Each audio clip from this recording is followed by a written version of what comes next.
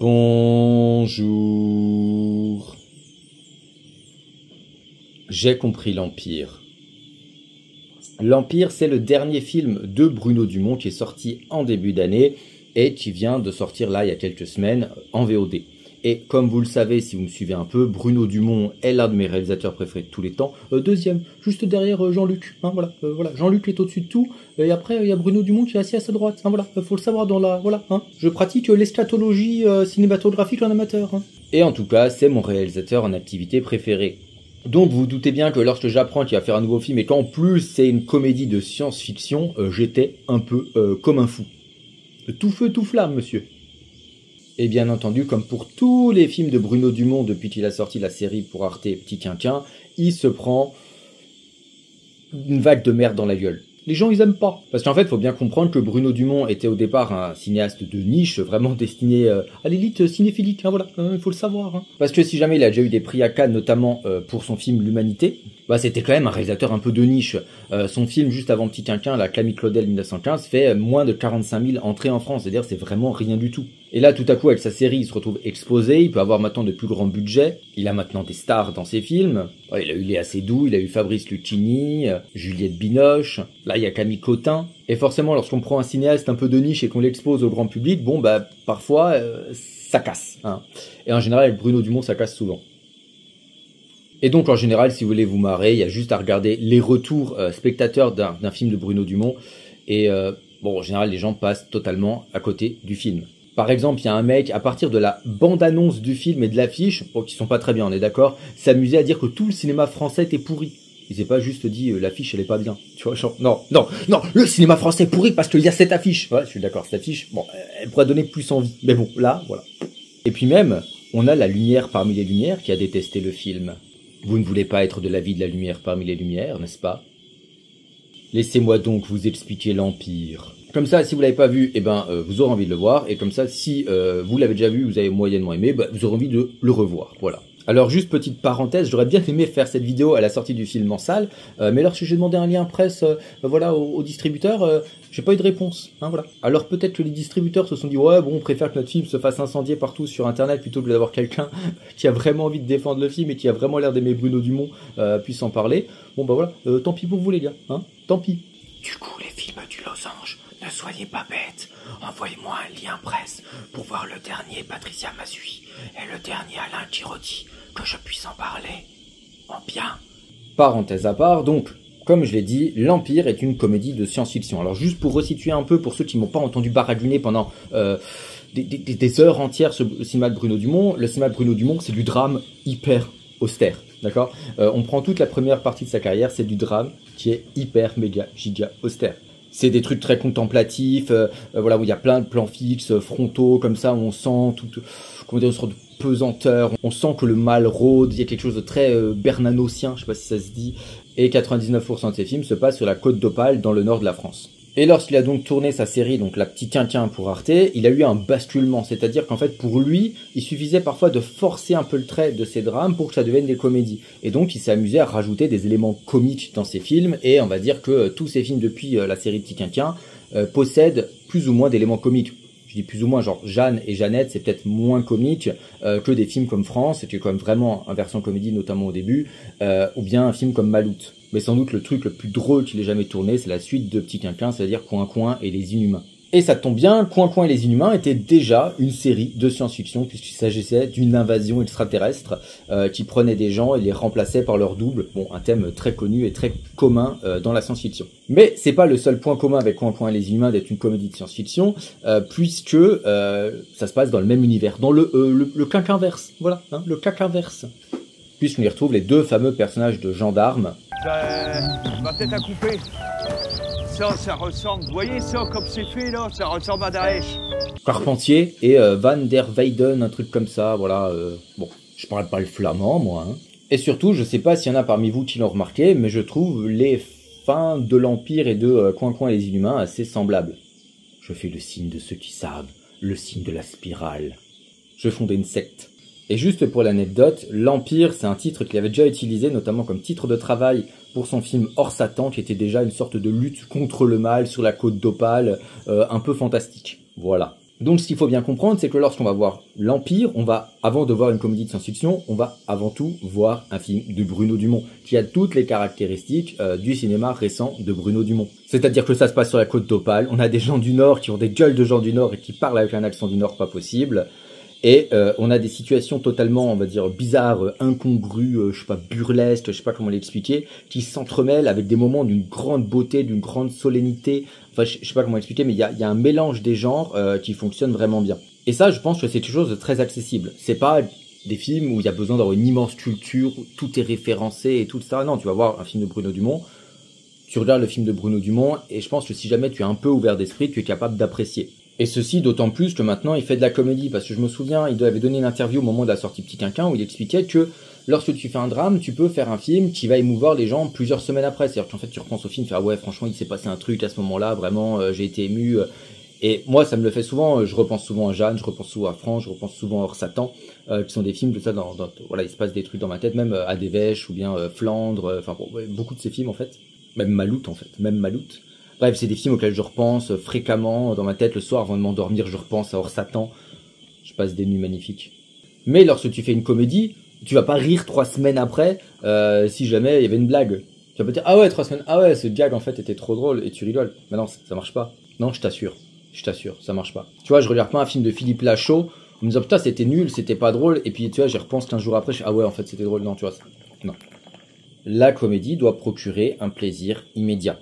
Et si l'Empire n'est pas le film le plus drôle de Bruno Dumont, il y a quand même des moments, franchement, il s'est fait plaisir, quoi. Je pense notamment à toutes les interactions entre, comment il s'appelle, Jules Magnier, non voilà, j'ai pris des notes, Jules Magnier et Anna Maria Bartholomé, voilà, elle. Parce qu'en fait, Jules Magnier, tu vois, il joue un genre d'apprenti chevalier, tu vois, il a une tête incroyable avec sa barbe, avec ses cheveux longs, c'est un genre de roux blond, il est torse nu tout le temps, il a un bronzage paysan, et puis il est là, il a l'air de vouloir hyper chaud, vouloir tabasser tout le monde et tout, enfin, bref, il est un peu ridicule. Et puis à côté, t'as Anna Maria Bartholomé qui est là, comme ça, qui essaie de dire non, mais calme, patience et tout, tu n'as pas conscience du danger. Et je trouve que la dynamique du duo fonctionne extrêmement bien. Et pour les connaisseurs du cinéma de Bruno Dumont, Julien Magnier jouait déjà Gilles de Rais dans le film Jeanne, personnage incroyable dans le film Jeanne. Donc je vous mets un petit extrait pour vous illustrer.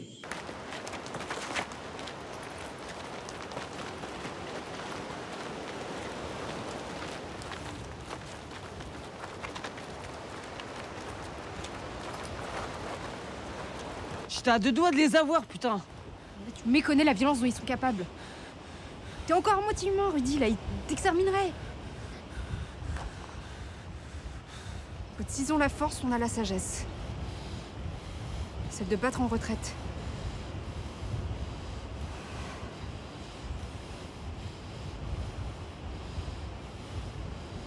Putain, il me gonfle ces deux-là. L'autre, il est même pas fini, il fait le fou. Sérieux, lui? Je me massacre avec sa gueule de moineau. Heureusement qu'il y a des gens entre nous, là on s'est massacré. Comment nous a regardé l'autre salope là.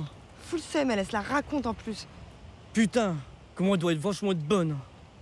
T'arrêtes de dire ça là, Johnny. Comment je la baisse cette salope. Arrête!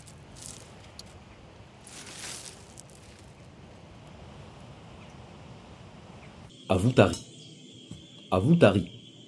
Tu vas pas me dire oui non en fait c'était pas très drôle parce qu'en fait c'était un peu misogyne quand même. Non, t'as rigolé, t'as fait un petit sourissement avec tes lèvres et t'as fait je t'ai vu, d'accord?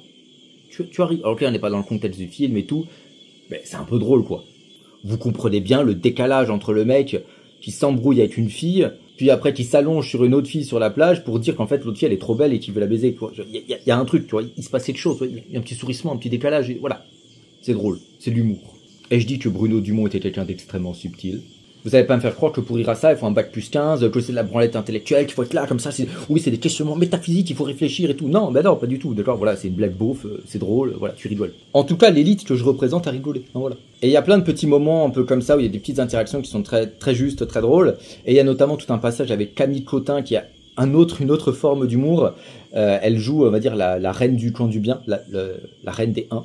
Je vous mets pas d'extrait parce qu'en fait la scène est très courte et vraiment bon, c'est à découvrir, voilà. Je veux pas vous gâcher le plaisir, hein, voilà. No spoilation. En tout cas dans le film, ce que j'aime beaucoup, c'est qu'il y a un mélange, je veux dire, de 4 tons, hein. J'ai identifié 4 tons différents. Il y a le premier ton, c'est quelque chose de très quotidien. C'est-à-dire, on est, je vais pas dire une sorte de réalisme social, parce que c'est pas vrai, je pense, Bruno Dumont, ça l'intéresse pas. Mais on a quelque chose qui pourrait représenter un peu une vérité des habitants du Nord. Voilà, je pense, on a le héros, il s'appelle Johnny. Et ben le héros il s'appelle Johnny et puis il est pêcheur et donc au début du film par exemple on le voit rentrer de la pêche, je vois comment on dit arrimer son bateau, enfin monter son bateau sur son charge bateau pour le traîner avec le tracteur, tu vois voilà. Bon, je dirais que le deuxième ton que manie Bruno Dumont c'est une sorte d'envolée métaphysique, spirituelle. On sent tout à coup qu'il se passe beaucoup plus que ce qu'on voit à l'écran, que Bruno Dumont il se met à filmer un truc invisible et qu'il se passe vraiment un truc entre le spectateur et le film quoi, qui est vraiment il y a quelque chose. Alors en général, il va faire des plans fixes, frontaux, avec une petite musique derrière, ou pas. Mais on est sur quelque chose de très solennel. Et d'ailleurs, c'est pour ça qu'en fait, on a beau se moquer un peu, dire, voilà, le mec du Nord, il s'appelle Johnny, son fils s'appelle Freddy. Voilà, il n'y a pas de mépris de classe, en fait. Il n'y a pas de mépris parce que tu peux pas mépriser quelqu'un et le rendre aussi beau. D'accord, le Johnny dans le film, il y a personne qui a été plus beau que le Johnny dans le film, quoi. Et limite, vu qu'il séduit toutes les filles du film, eh ben tu comprends pourquoi, tu vois, tu dis bah oui, il est beau. Peut-être même plus que Tom Cruise. Et le troisième ton, c'est quelque chose d'un peu plus burlesque, c'est qu'en fait tout ça parfois, ça devient limite ridicule. T'as des personnages qui se prennent très au sérieux dans une lutte entre le bien et le mal, et puis vu le contexte, vu la situation, c'est juste absurde. Et donc il y a un côté grotesque que je trouve extrêmement drôle. Et ce qui est fabuleux, c'est que Bruno Dumont est toujours sur un fil, comme ça, il est prêt à tomber d'un côté ou de l'autre à n'importe quel moment, et souvent, tu sais pas trop, en fait, tu sais pas trop s'il faut rire, s'il faut pleurer, si les deux en même temps, si c'est sublime ou si c'est pathétique, et du coup, j'ai vu le film 2 fois, je l'ai revu pour faire cette vidéo, et je l'avais vu au cinéma au mois d'avril, donc longtemps après sa sortie, et j'avoue que j'ai pas été ému aux mêmes endroits les 2 fois où je l'ai vu, et j'ai pas ri aux mêmes endroits les 2 fois où je l'ai vu. D'ailleurs, j'ai beaucoup plus ri la seconde fois. Et je vais vous surprendre, je trouve ça vraiment bien qu'on ait un réalisateur qui te dit pas ça c'est drôle, ça c'est triste, et que c'est finalement un peu à toi, spectateur, de choisir dans quel camp tu te places. C'est en fonction de ton humeur, en fonction de ce que tu as envie, en fonction de... Voilà.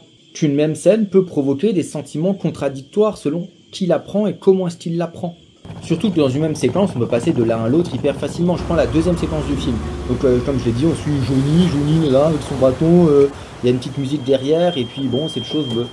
Voilà, on peut se dire, ouais, allez, ça a l'air d'être un film un peu naturaliste et tout. Et puis là, tout à coup, tu vois Johnny, il se met à genoux devant un gamin, tu comprends pas trop ce que ça veut dire, qu'est-ce que c'est, et puis tu sens qu'il y a une sorte d'ampleur métaphysique qui prend derrière, tu fais, attends, qu'est-ce que c'est que ce truc-là? Puis après, s'en suit une discussion totalement absurde à base d'opérateurs téléphoniques avec une fille qui passe par là. Avec Bruno Dumont, on sait jamais vraiment vers où une séquence peut aller. Il se permet tout. Quel mec formidable! Et j'ai dit qu'avec 4 tons, le 4e ton, je pense que c'est vraiment le côté burlesque pur, avec Fabrice Lucchini, là, notamment dans l'espace, il y a des scènes dans l'espace qui sont... Alors, la première fois, ça m'a fait moyennement rire, voilà, oui, c'est marrant, peut-être qu'il en fait un peu trop. J'avoue que la deuxième fois, je me suis marré de bon cœur, Fabrice Lucchini qui est là, qui dit « L'apocalypse, l'apocalypse !» Alors ça vaut pas Fabrice Lucchini qui dit dans Maloute « La glycine, elle fait 2 mètres, elle fait 2 mètres !» Ou bien quand il fait apéritif, en se déplaçant, vous avez bossu et voûté, apéritif. Voilà, ça vaut peut-être pas ça. Mais bon, quand même, il fait l'apocalypse. Bon, j'avoue, j'ai un peu souri. Le fanboy de Dumont que je suis a été séduit. Hein, voilà. Parce que oui, c'est un film de SF, ça se passe sur Terre, ça se passe sur la côte d'Opale. J'ai dit, mais il y a des sacrées scènes dans l'espace que je trouve absolument incroyables. C'est-à-dire que, ok, si t'es fermé d'esprit et t'attends un Star Wars à la française, t'auras pas un Star Wars à la française, c'est pas un Star Wars à la française, d'accord? C'est un Star Wars, si tu vas, la Bruno Dumont. Hein. C'est-à-dire que c'est beaucoup plus Bruno Dumont que Star Wars. Bruno Dumont ne respecte pas un cahier des charges. Il t'impose sa vision. C'est pour ça que c'est un artiste et pas un vendeur de figurines. Tu as des figurines Star Wars chez toi, je le sais. Ça me dégoûte. Ben, la honte. Donc juste pour montrer un peu la tête qu'ont les scènes dans l'espace, donc je redis vite fait l'histoire du film, parce que je n'ai pas vraiment parlé, c'est la lutte entre le 0, le mal, et les 1, les biens. Le vaisseau des 1 dans l'espace, c'est une cathédrale, d'accord, ça ressemble à ça. Et on note quand même que l'idée de fou du prolongement de la cathédrale avec, pour que ça fasse un peu un effet vaisseau spatial, et le vaisseau des méchants, c'est genre un truc un peu Versailles, un château avec des jardins, architecture un peu néoclassique, assez monumentale, un peu lourdingue. Et après avoir fait des recherches, donc j'ai cherché où c'était tourné, le vaisseau des 0, donc le truc qui ressemble un peu à Versailles, donc c'est le Versailles napolitain, voilà. C'est le palais à Caserte en Italie près de Naples, et qui a servi à des décors à pas mal de films, dont celui du palais de la planète Naboo dans Star Wars. Voilà. Et l'église, c'est la Sainte-Chapelle à Paris, donc une église gothique. Du XIIIe siècle, si je ne m'abuse, je ne l'ai pas noté, mais je pense, hein, voilà. Vous vérifierez dans les commentaires, vous me direz si je me trompe. Et là, j'ai envie de vous poser la question, est-ce qu'on peut faire plus vivifiant? Est-ce qu'on peut mieux faire vivre le patrimoine que de faire ça avec nos monuments? Je veux dire, on n'est pas sur un truc de droit tardé, tu prends de la vieille pierre, comme ça, tu dis, ah, c'était bien comme ça, non, on touche pas, surtout pas, non, on n'améliore pas, non, on met pas de pyramide devant le Louvre et tout, c'est franc-maçon, c'est sataniste, c'est je sais pas ce que vous voulez, non, ça défigure, c'est machin. On prend le bâtiment, on le met dans du formol, on coule parce qu'il est mort, le bâtiment doit plus bouger, hop, on garde, on conserve. Bref, un truc de droit tardé, quoi. Donc, est-ce qu'on peut faire plus vivifiant? Est-ce qu'on peut faire plus intéressant que de faire vivre le patrimoine comme ça, en le réutilisant, en le réinterprétant, en faisant un truc moderne, un truc actuel, en l'insérant dans d'autres genres?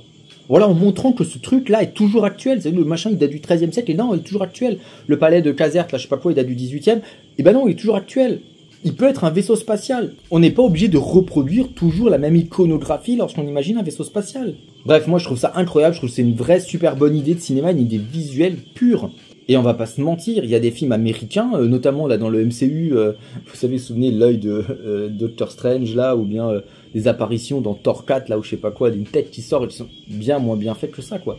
Le film, il est visuellement hyper propre. D'ailleurs, on va pas se mentir, mais il y a 2-3 plans dans le film, avec des effets spéciaux j'entends, qui sont à tomber. Le film est de base à tomber, parce que bon, Bruno Dumont qui te filme le nord de la France de manière un peu épurée, avec le beau ciel bleu, la plage et tout, c'est magnifique. Mais alors, lorsqu'il te fait des plans dans l'espace qui ont cette gueule-là, ou lorsqu'il te filme une invasion de vaisseaux sur la Terre et que ça donne des trucs comme ça...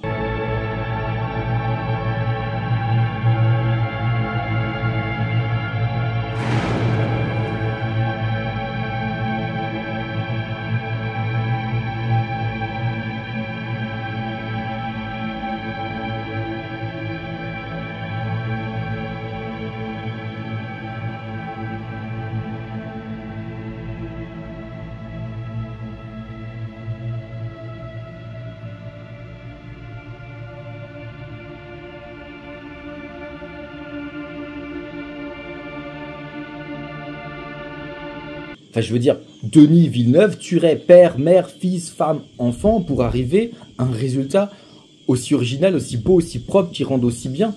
Enfin, vous comprenez la beauté du truc, quoi. Donc en fait, là, tu as quelque chose qui est visuellement hyper intéressant.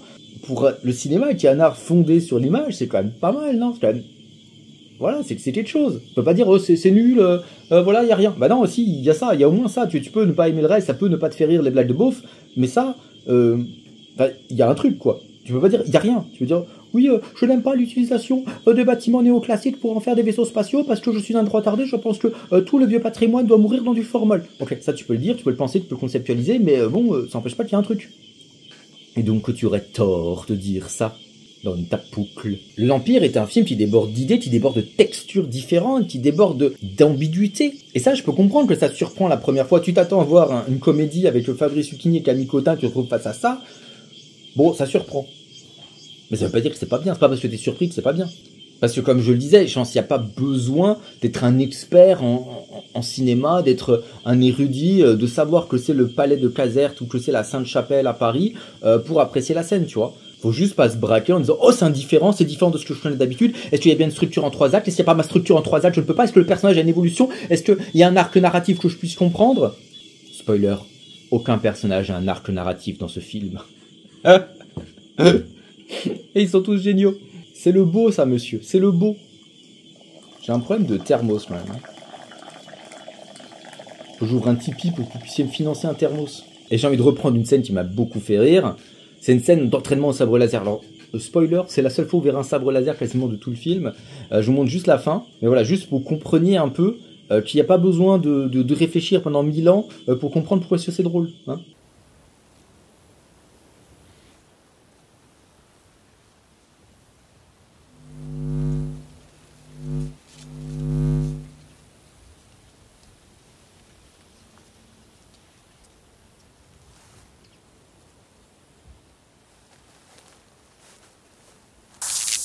Eh merde. T'es mort, Rudy.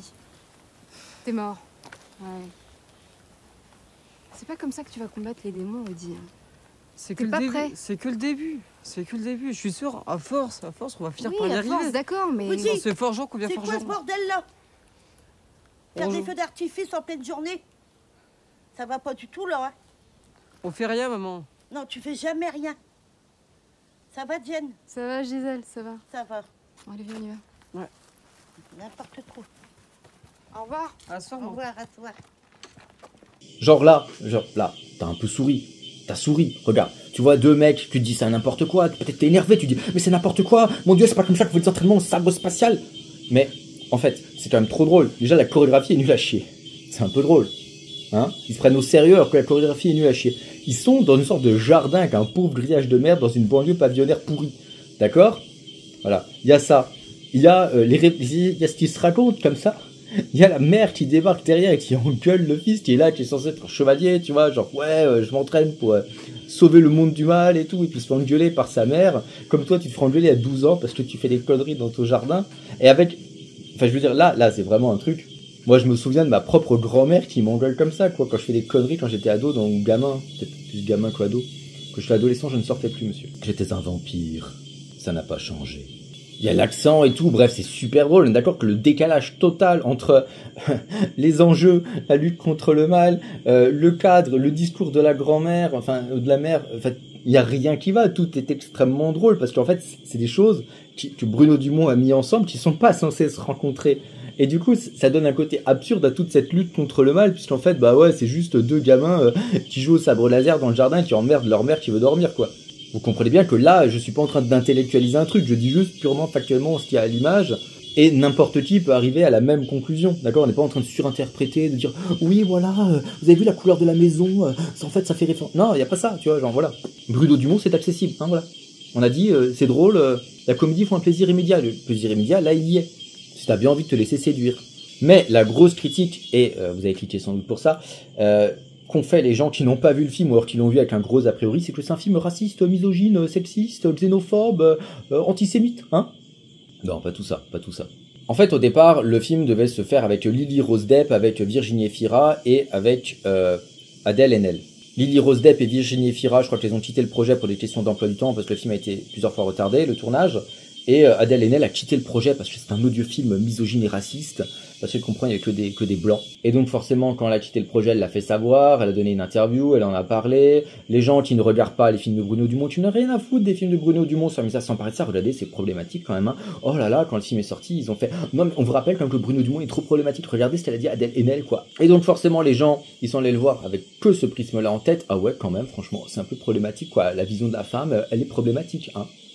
Alors, je vais pas vous mentir, mais Bruno Dumont, je pense qu'il n'est pas le type le plus progressiste du monde, loin de là, mais c'est pas grave, hein. Tu peux être quelqu'un de très bien, être moyennement progressiste, voilà. Mais il y a un truc qu'il explore depuis son premier film, c'est l'âme humaine, et les tentations que peuvent avoir l'âme humaine, et notamment les tentations vers le mal, comment le mal peut corrompre une âme humaine. Et il y a notamment toute une symbolique dans ces films qui revient, notamment dans l'humanité ou bien dehors Satan, c'est le baiser. Le baiser, où t'as un mec qui embrasse, alors soit un autre mec, soit une femme, voilà, ça dépend des films. Il y en a pour tous les goûts. Où en fait, il aspire le mal de la personne. Alors c'est pas, dit comme ça a l'air un peu cliché, un peu ridicule. Non, non, vous regardez l'humanité, vous allez me dire que c'est ridicule. C'est le beau, monsieur. C'est intense, c'est pas juste il lui roule une galoche et puis il lui aspire le mal. Non, non, c'est un truc, il lui aspire le mal, quoi. Et donc là, Bruno Dumont, qu'est-ce qu'il fait? Il reprend sa marotte, il reprend son sujet, lui qui aime bien Bernanos, qui aime bien cette idée du mal, Tirode et tout. Il le reprend dans son film. L'Empire, c'est une lutte du bien contre le mal, dans l'âme de chaque être humain. Et donc, je vais aborder un peu plus l'histoire du film. Donc, dans cette lutte entre le bien et le mal, il se trouve qu'il y a le mal, il a eu un enfant. Hein, le Johnny, il a un enfant qui s'appelle Freddy. Encore une fois, il manque plus que le tuning, là. On est sur... c'est du génie, le choix des prénoms est magnifique. En plus, le fait que Johnny, certains disent Johnny et d'autres disent Johnny, mais que ça s'écrit Johnny, moi je trouve c'est fabuleux, quoi. Ça sent la baraque à frites. Et donc Freddy, l'enfant de Johnny, il se trouve que c'est le Marga. Alors qu'est-ce que c'est qu'un Marga, j'en sais rien, je sais pas si c'est un mot que Bruno Dumont a inventé. En tout cas, en gros, c'est l'antéchrist, voilà. Pour faire simple, le mot est pas prononcé dans le film, mais je vous le dis, c'est l'antéchrist. Il est amené à régner sur la terre, à répandre le mal, et donc le camp du bien veut le buter avant sa majorité, avant sa puberté ou je sais pas quoi, pour éviter qu'il répande le mal sur terre. Mais l'idée de génie, là, c'est quoi? Il a cette tête-là, le Marga, l'antéchrist, il a cette tête-là. Est-ce que vous avez déjà vu un antéchrist qui a cette tête-là? Non, non. Vous avez jamais vu un antéchrist qui a cette tête-là, parce que cette tête-là, c'est juste la tête d'un enfant de 2 ans qui tout à fait normal, tout à fait classique. En plus, il a une sorte de pouvoir, genre il pointe du doigt au début du film quelqu'un et puis il le transforme en démon, en sbire de Satan ou je sais pas quoi. Mais lorsqu'il pointe du doigt, il pointe du doigt comme un bébé, quoi. C'est pas un truc genre intense, genre avec une petite musique, genre qu'est-ce qui se passe et tout. C'est non, juste un bébé, il pointe du doigt. Vous avez déjà vu un bébé pointer du doigt un truc? Et ben voilà, c'est pareil. Le bébé, il pointe du doigt. Et donc, il y a un décalage total entre ce qu'on dit qu'est ce bébé, c'est-à-dire une figure du mal absolument horrible et tout, les pouvoirs du bébé et ce qu'est le bébé. Et surtout, il faut voir les interactions entre ce bébé et sa grand-mère qui le garde, sa mémère. Il y a une scène, c'est génial, ils sont là, ils sont en train de discuter pour savoir si le bébé est en sécurité. Il dit, ouais, le bébé est en sécurité avec sa mémère, tu vois, genre, c'est absurde, c'est tellement drôle. Parce qu'au milieu du truc, ouais, il faut que cet antéchrist soit en sécurité et tout, pour qu'il puisse répandre le mal. Il y a le mot mémère qui est associé à ça, tu vois, il y a un côté incongru, quoi. C'est drôle, il y a un décalage. Rigole.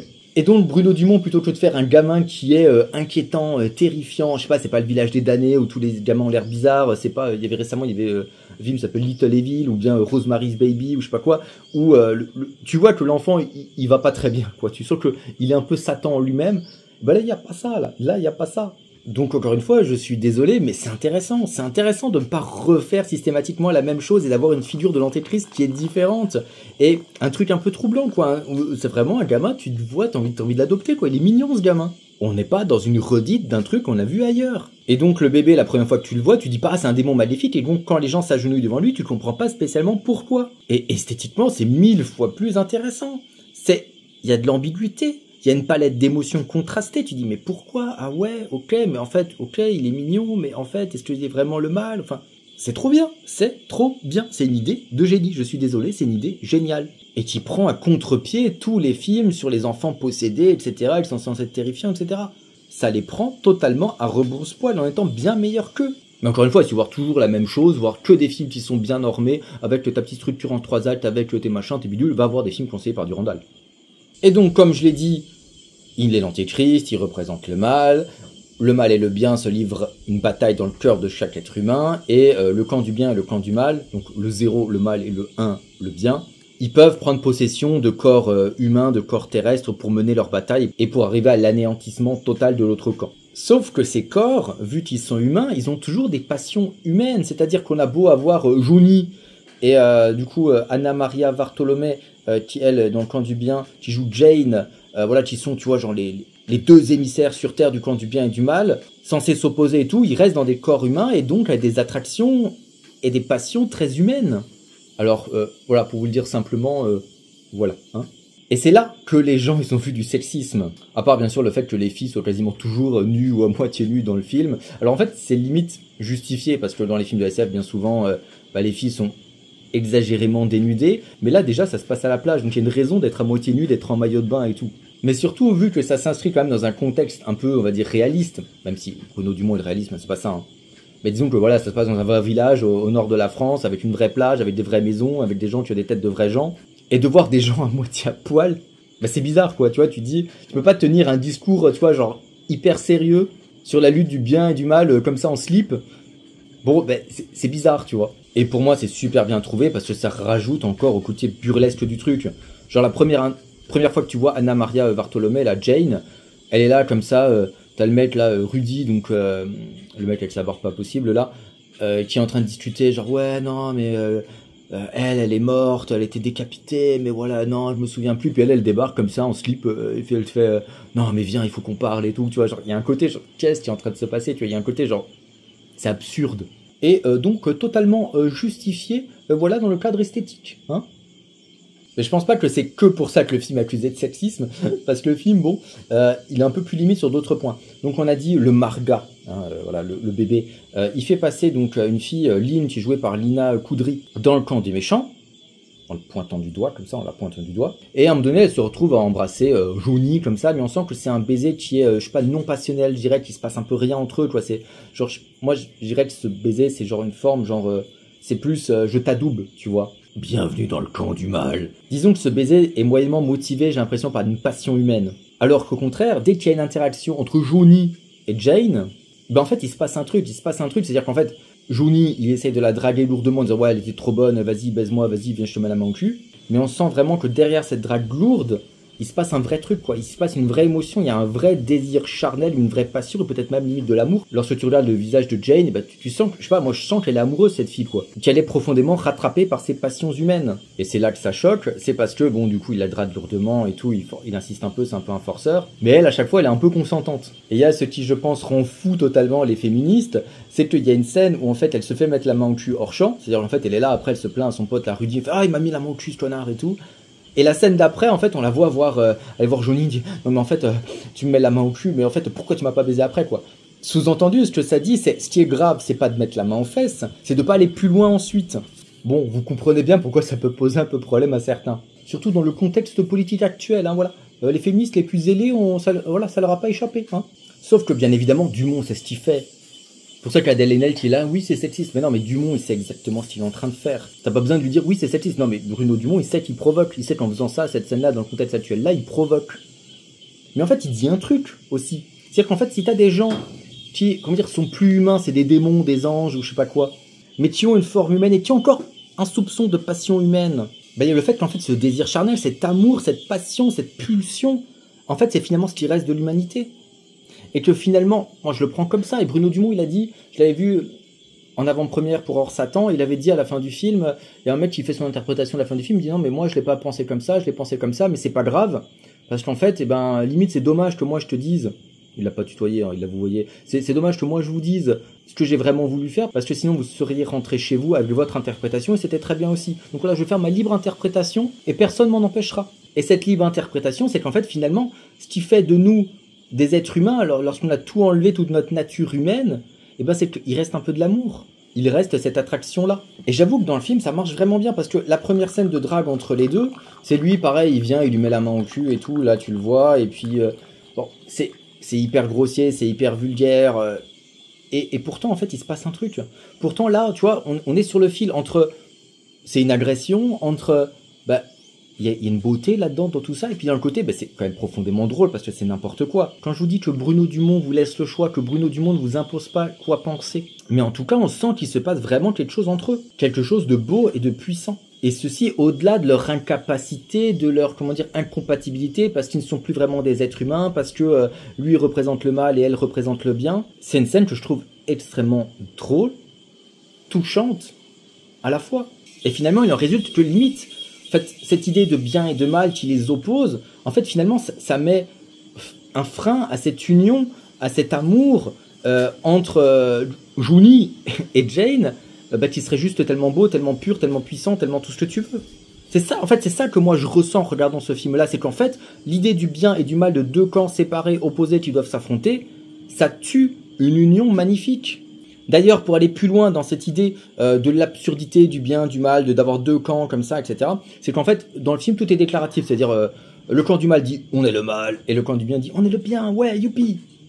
Mais jamais dans le film, à aucun moment, ils ne font quelque chose qui, comment dire, les ferait appartenir vraiment à un de ces camps-là. C'est-à-dire, le camp du bien, il n'est pas là en train de faire le bien. Tu vois, il n'est pas en train de faire, je sais pas, l'aumône, la charité, j'en sais rien, en train d'aider les pauvres, les miséreux, les nécessiteux. Et le camp du mal n'est pas là en train de taper des gens, de les torturer, de les buter, ou je sais pas. D'ailleurs, le seul acte, on va dire, moralement répréhensible, c'est-à-dire le meurtre d'un innocent, hein, c'est quelqu'un du camp du bien qui le fait, au début du film. Voilà. Il y a quelqu'un qui se fait buter gratuitement, comme ça, boum. Mais ça sert le plan du camp du bien, donc voilà, c'est légitime, hein. C'est pour le bien, on peut, hein. Donc en fait, il n'y a pas vraiment de gentil, il n'y a pas vraiment de méchant. Et ça, en fait, c'est quelque chose qu'on retrouve aussi pas mal, je trouve, dans les films. C'est peut-être de manière moins explicite et du coup moins intelligente, c'est que bien souvent, on a des films où le camp des gentils, ils disent « ouais, on est le gentil et tout », et puis quand des méchants, et tu vois, il y a l'iconographie, ils sont méchants, tout est noir, rouge, avec des flammes, etc. Mais en fait, ils font rien de vraiment méchant. Et les gentils, ils font rien de vraiment gentil, ils n'ont pas des actions qui soient fondamentalement gentilles. Et j'ai l'impression qu'en faisant ça, Bruno Dumont se moque un peu de ce genre de film, un peu de ce genre de scénario où en fait, le mal serait comme ça purement déclaratif. Disons qu'il pousse cette logique jusqu'à l'absurde. Parce qu'en vrai, si tu regardes le film et t'enlèves juste les deux fois où il dit ouais, on est le camp du bien ou je sais pas quoi, ben en fait, à aucun moment, t'arrives à savoir rien que par leurs actions de quel camp ils appartiennent. Et ce qui est magnifique, c'est la fin du film, donc la fin qui visuellement, je vous dis, est une spirale, je trouve sublime. Je n'ai rarement vu des plans aussi beaux dans le cinéma. En fait, on montre encore plus cette absurdité du bien et du mal, de cette opposition du bien et du mal qui, en fait, finalement, n'a aucun sens. Puisqu'en fait, à la fin, il ne reste que l'humain, qui est ni bon ni mauvais. L'humain qui n'est ni bon ni mauvais, mais tellement beau, comme mon chapeau. Si, je t'assure. En somme, on peut dire que dans ce film, le sexisme est un humanisme.